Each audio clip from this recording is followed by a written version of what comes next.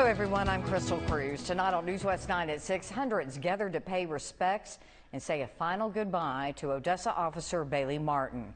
Officers honoring him with a special ceremony today. News West 9 Sanji Milburn has the story.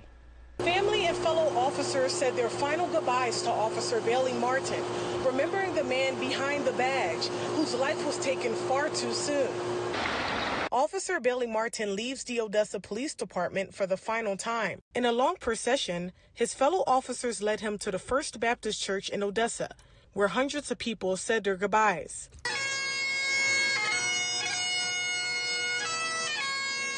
I know that he was really looking forward to his new career and his new journey.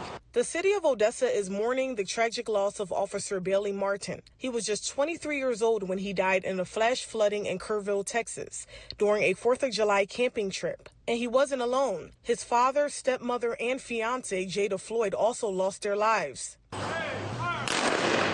We have a young man and a young woman that were just starting their life. He was going to ask her for her hand in marriage. Sometimes bad things happen to good people in life, and so it's time to turn to God and have a prayer and think of the family.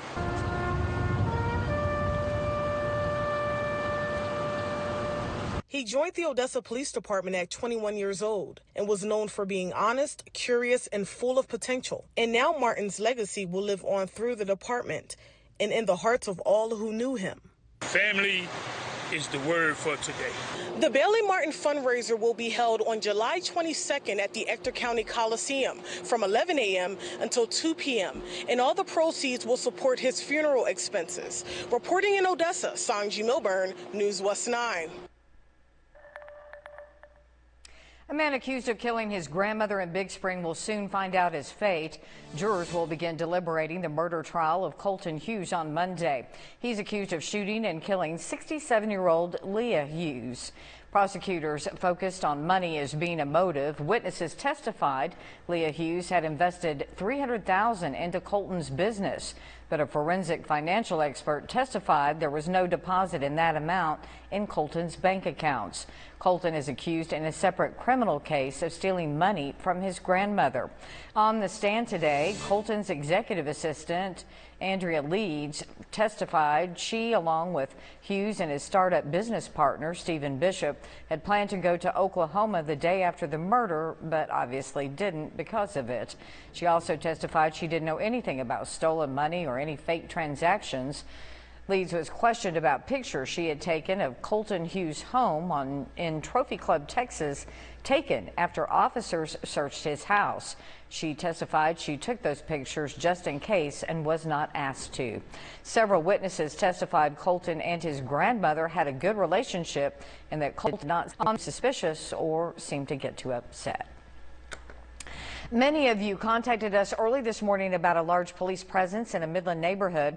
A call came into our newsroom around 2 a.m. The caller said there were several police vehicles and an armored truck on Pecan Street between Lamesa and Tyler. The Midland Police Department says they were called to a disturbance at a home on Pecan. We're told when officers got there, a wanted suspect had barricaded himself inside the house. The standoff ended once the suspect was taken into custody. No other details have been released. Marfa Public Radio and Basin PBS just lost thousands in federal funding.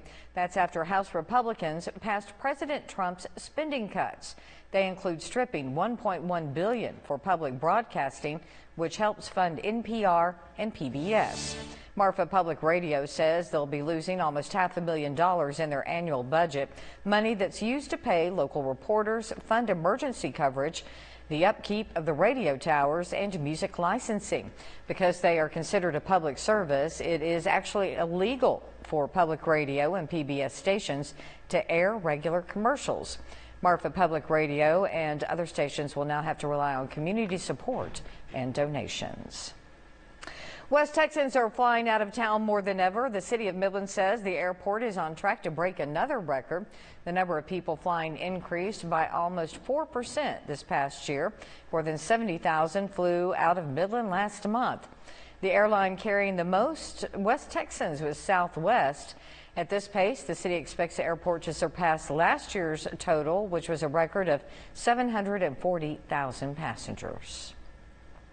If you are one of those people flying in and out of the Midland Airport, you know going through TSA security checks is a hassle, even after they opened a third lane, but you have a chance to get through security even faster. That's because the airport is hosting a pop-up event to enroll travelers in TSA PreCheck. This gets you through security quickly. You get to keep your shoes on. So from July 29th to August 1st, you can sign up for appointments at the airport's pop-up event. Those appointments will be on the third floor conference room. They're from 9 to noon and from 1 p.m. to 5.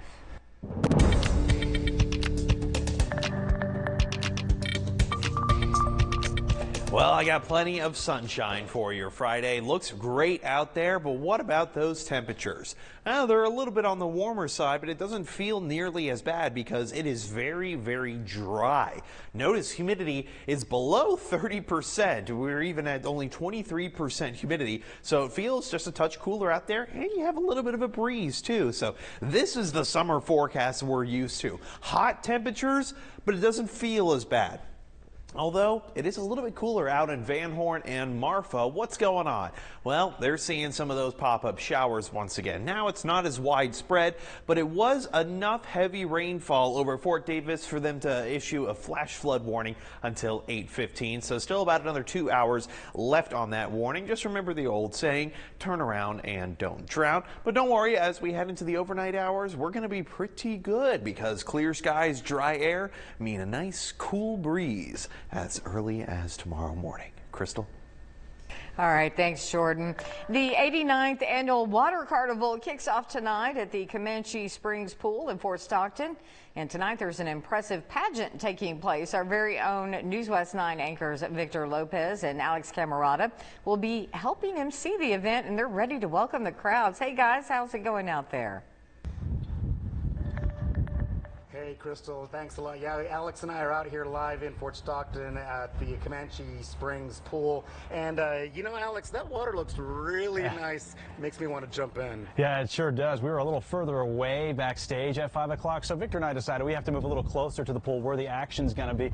We're excited getting going here tonight at 7 o'clock. It's going to be a pretty good turnout. This is day 2 of a 3-day Water Carnival event here. That's right. We're actually emceeing the Miss Sub-Teen and Miss Teen pageant. But if you'll notice behind me, there's some planets and things, rockets on that background. The theme of this year's Water Carnival, actually the title, is the Comanche Springs Encounter.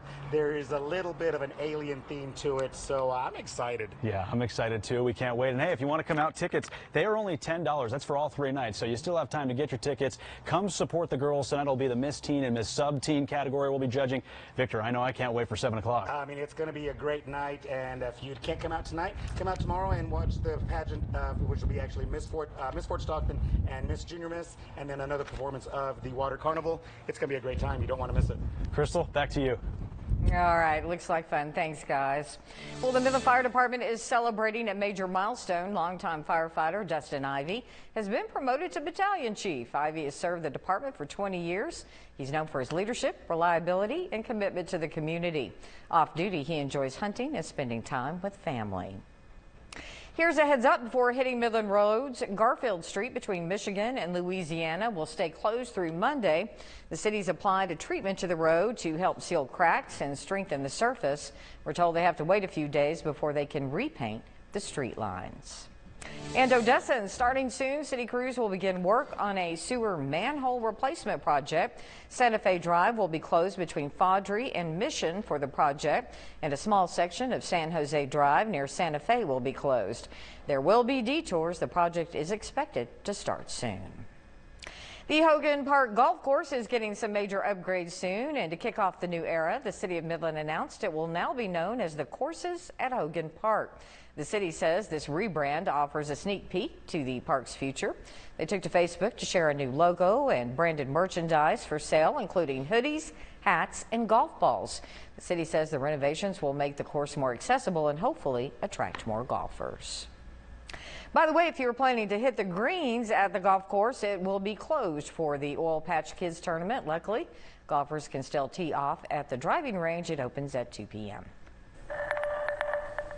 And it's a really good golf forecast if you don't mind just a little bit of heat, so maybe get there early. So those overnight temperatures certainly a lot more reasonable than the daytime highs. But it's summer. This is what we come to expect. I got a full look at your forecast next.